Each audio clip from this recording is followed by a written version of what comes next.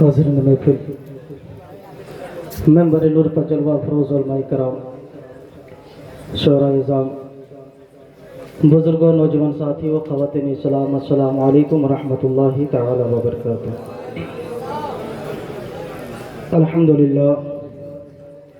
الحمدللہ رب العالمین والعاقبۃ للمتقین، والصلاة والسلام علی رسولہ الکریم، اما بعد، فاعوذ باللہ من الشیطان الرجیم، بسم اللہ الرحمن الرحیم۔ قل لا اسألکم علیہ اجرا الا المودۃ فی القربى۔ صدق اللہ العظیم، صدق رسولہ النبی الامین المتین المعین المبین الکریم، ونحن علی ذلک لمن الشاہدین والشاکرین، والحمد للہ رب العالمین۔ غوث اعظم بمنی بے سر و سما مدد، قبلہ دی مدد، کعبہ ایما مدد، بگرداب بلا افتاد کشتی، ضعیفان شکست را تو پشتے، بحق کے خواجہ عثمان ہارون، مدد کن مدد کن مدد کن یا خواجہ معین الدین چشتی۔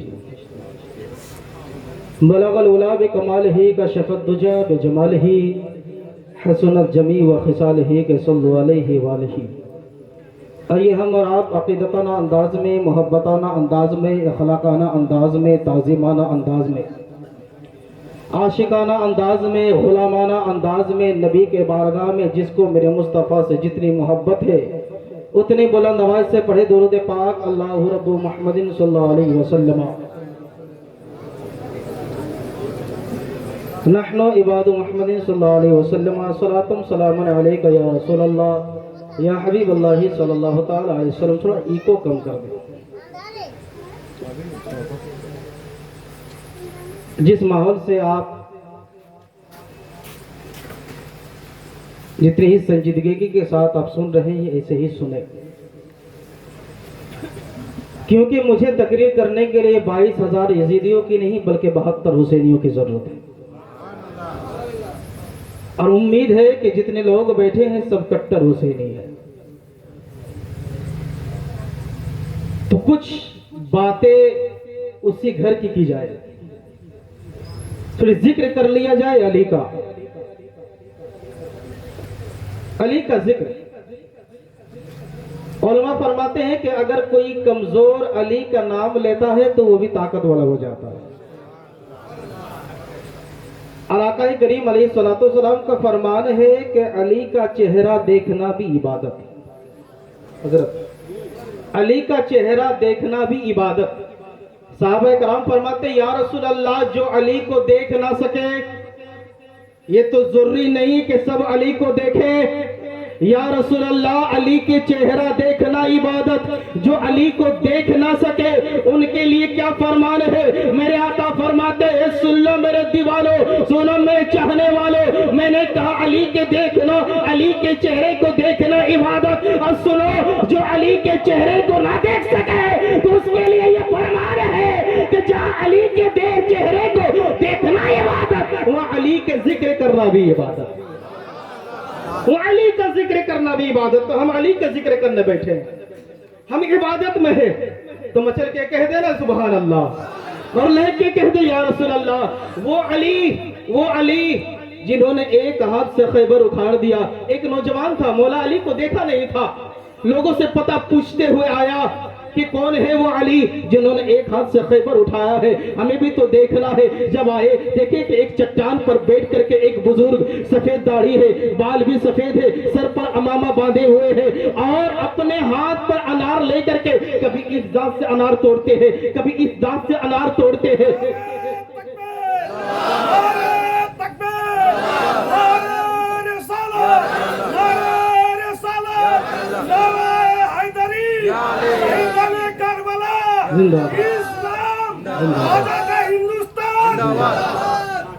وہ آئے دیکھتے ہیں کہ علی کبھی اس دانت سے अखरोट तोड़ते हैं, कभी इस दांत से अखरोट तोड़ते हैं। वो नौजवान हैरान है, अरे मैंने तो सुना था अली उनका नाम है जिन्होंने एक हाथ से खैबर उखाड़ दिया है, लेकिन क्या देखता हूँ ये तो एक अखरोट नहीं तोड़ पा रहे हैं, ये कैसे हो गया? अल्लाह अकबर। हजरत अली फरमाते हैं मेरे नौजवान आगे या आगे, बता तू क्या पूछना चाहता है, बता तू क्या बोलना चाहता है? अल्लाह अकबर। नौजवान कहता है मैं कुछ नहीं कहना चाहता, मैं तो ये सोच रहा था कि आप ही अली है। कहा हाँ हाँ मैं ही अली हूँ, और मैं ये भी बता दूं कि तू क्या सोच रहा था? ए मेरे नबी के इल्म गैब पर भौंकने वालों, मेरे नबी के इल्म गैब पर उंगली उठाने वालों, मेरे नबी के इल्म गैब पर उंगली उठाने वालों, सुनो, मेरे नबी तक बाद में जाना, पहले अली के दरबार पे तो आ जाओ, पहले अली के चौखट पे तो आ जाओ, पहले अली के चौखट पे तो चूम लो। देखो अली को बताया नहीं गया है, अभी ये नहीं बताए हैं कि मैं क्या पूछना चाहता हूँ,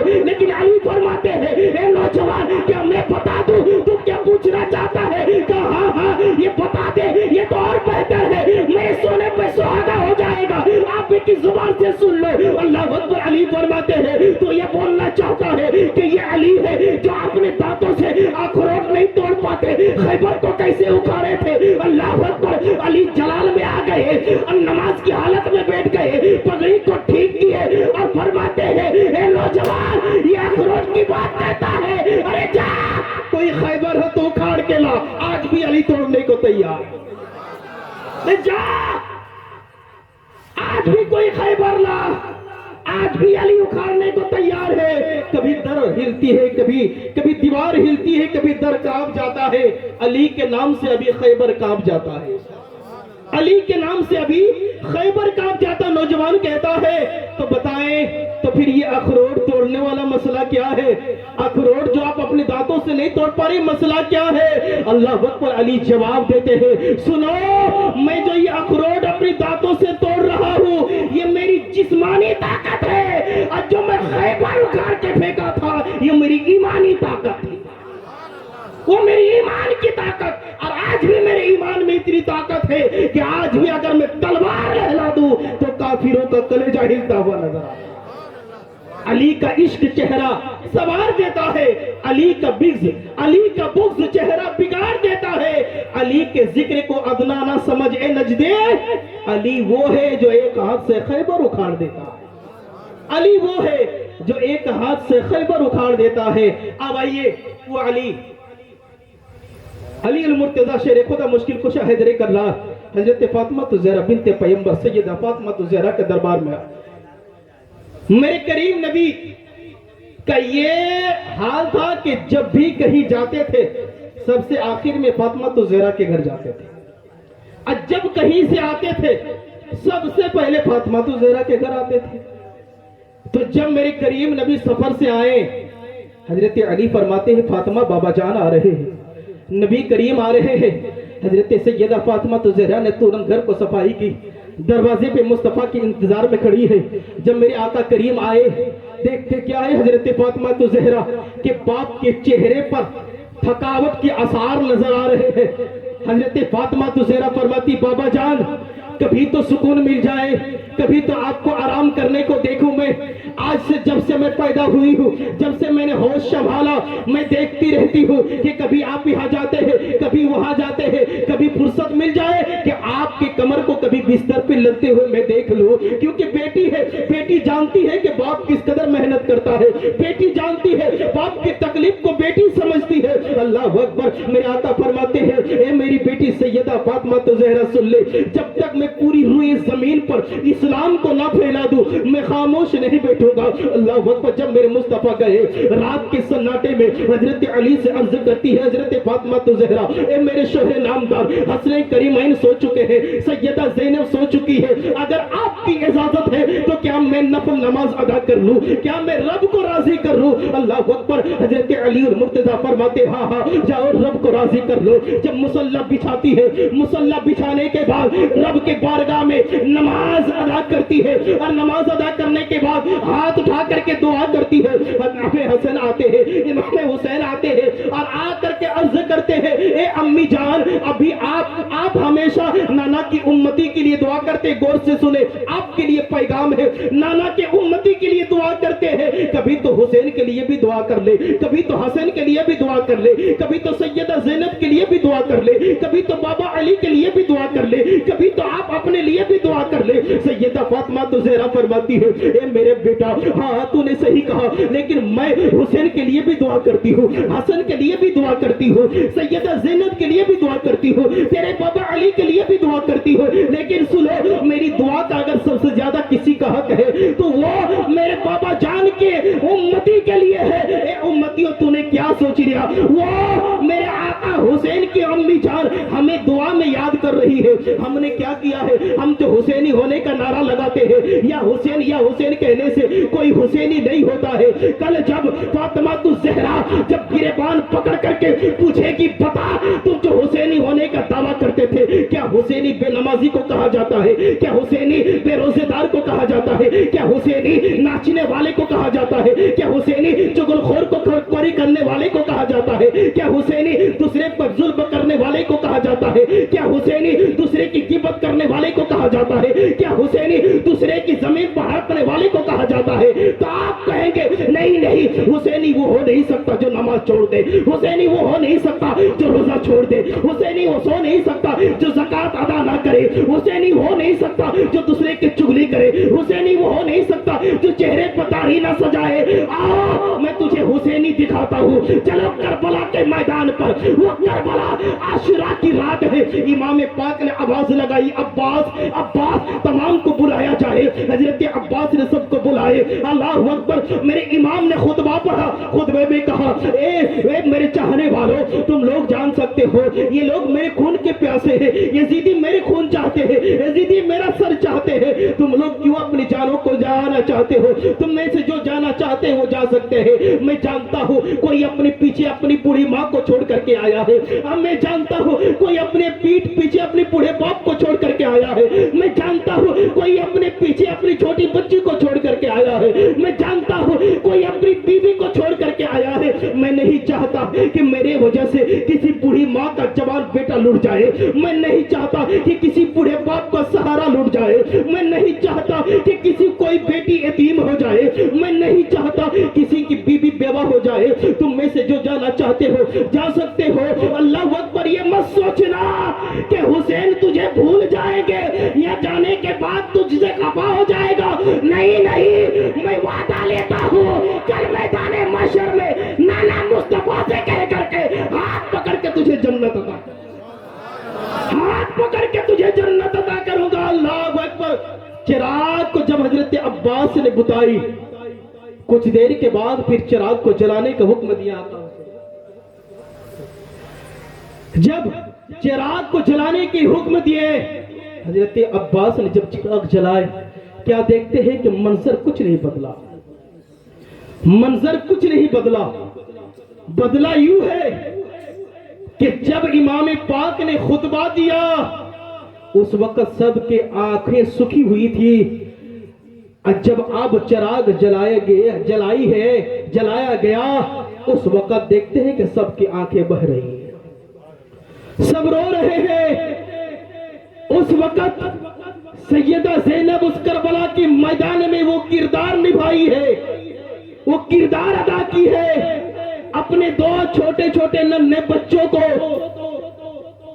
अपने इमाम पाक के बारगाह में ला करके कहते हैं, मेरे भाई इनको कबूल कर ले, क्योंकि मुझे नाना मुस्तफा को मुंह भी दिखाना है, अली बाबा को मुंह भी दिखाना है, सैयदा फातिमा तो ज़हरा मेरी माँ को मुंह भी दिखाना है।